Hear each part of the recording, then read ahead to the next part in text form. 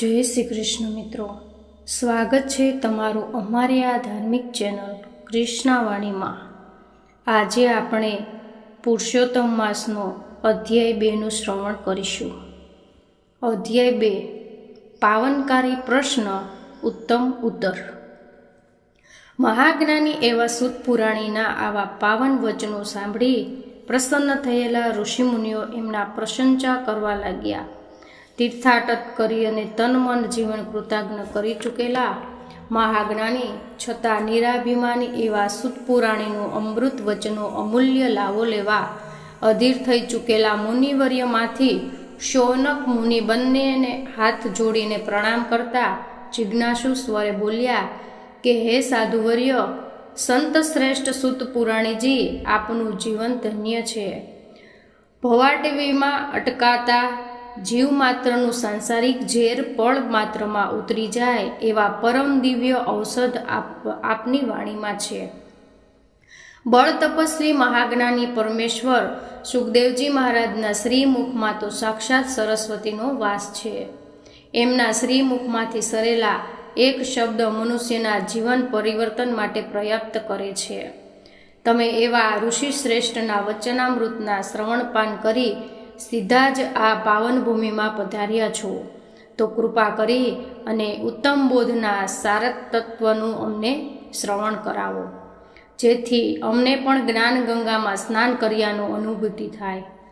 સૂર્યના સુવાળા સ્પર્શથી ખીલેલા તાજા કમળ જેવું સ્મિત કરતા સૂત પુરાણીજી બોલ્યા કે હે ઋષિવર્ય, પૂર્વકાળે કરેલા કર્મોના પરિપાક રૂપે સૂત જાતના જન્મેલા મારા જેવા અતિ સામાન્ય માણસ પ્રત્યે આપનો આવો પૂજ્ય ભાવને હું મારું મહા સદભાગ્ય માનું છું।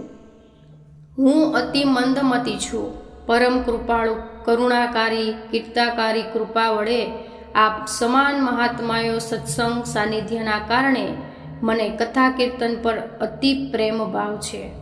હું દિનહિત માનવ આપની જિજ્ઞાસા સંતોષવા એક કલ્યાણકારી કથા કહી સંભળાવું છું। પૂર્વકાળે પુણ્યબળના પ્રભાવે પ્રાપ્ત થયેલા સૃષ્ટિના સૃષ્ટા એવા બ્રહ્માજીના માનસપુત્ર એવા દેવર્ષિ નારદજી એકવાર બહુ ભીડભંજન ભાગીરથ કિનારે આવેલા બદ્રીનારાયણ આશ્રમે પધાર્યા અને નારાયણને અંતઃકરણને નમસ્કાર કરી અને કહેવા લાગ્યા કે હે કરુણા નિધાન, કૃપાસાગર, આપ સત્વ સ્વરૂપ છો, આપ સાક્ષાત નારાયણ છો, સર્જનહાર છો, છતાં તપ જપ દ્વારા જીવ માત્રને બોધ આપી રહ્યા છો। સંયમથી કષ્ટ સહન કરી નામ સ્મરણ કરવામાં સાર્થકતા છે। હે પરમાત્મા, દયાનિદાન, આ હળાહળ કળયુગ પ્રવર્તી રહ્યો છે। નીતિ, પુણ્ય, સત્ય, દયા અને કરુણા લુપ્ત થતા જાય છે। સંયમ પાલનના શિથલતા આવી છે। માનવ માત્ર કરે તેવું પામે છે। હે દેવાધિદેવ, હું અત્યારે મૃત્યુલોકમાંથી આવી રહ્યો છું। અત્યંત દુઃખને પામ્યો છું। મૃત્યુલોકમાં વ્યાપેલી અવિદ્યા, મોહ, મમતા, લોભ, મદમચ્છના અંધકારને જોતા મને લાગે છે કે પૃથ્વીનો પ્રલય નજીકમાં છે। હે કરુણા નિધાન, પામર માનવોને પવિત્ર પંથે વાળવાનો પરમ ઉપાય બતાવનાર કોઈ નથી।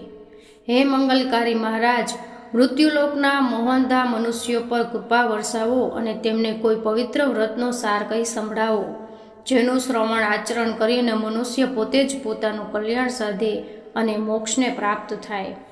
દેવર્ષિ નારદજી તો વ્યથા સાંભળી અને સાક્ષાત નારાયણ પ્રભુ કહેવા લાગ્યા કે હે દેવર્ષિ, તમે આજે અતિ ઉત્તમ પ્રશ્ન કર્યો છે। તમારા જેવા પુનિત પાવનકારી સંત મહાત્માઓ જ સંસારી જીવનનો સકળ સંતાપ અને દારૂણ દુઃખનો નાશ કરે છે।